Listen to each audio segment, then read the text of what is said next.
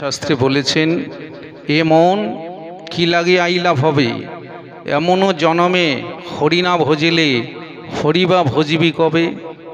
এরকম মানব জন্ম পেয়ে যদি হরি ভজন করতে না পারিস, তাহলে আর কোন জন্মে হরি ভজন করবি? কেউ যদি বলে পরবর্তী জন্মে, না, পরবর্তী জন্মে যদি মানুষ না হয়ে জীবজন্তুর পশু পাখির সংসারে আমরা ভরে যাই, তাহলে আর হরি বলা হবে না, হরিকে ডাকা হবে না, হরির ভজন হবে না। তাহলে হরিকে ডাকতে গেলে এই জন্মে ডাকতে হবে। কারণ খট্টাঙ্গ রাজা ভাগবতে প্রমাণ দিয়েছেন, একদ্বন্দ্ব মৃত্যুর সময় পেয়েছিলেন, একদ্বন্দ্বে তিনি ভগবত স্মরণ করেছিলেন, সব রাজ্য সংসার ত্যাগ করে ভগবানের শরণাগতি হয়েছিলেন বলে এক মুহূর্তে ভগবানকে প্রাপ্ত হয়েছিলেন।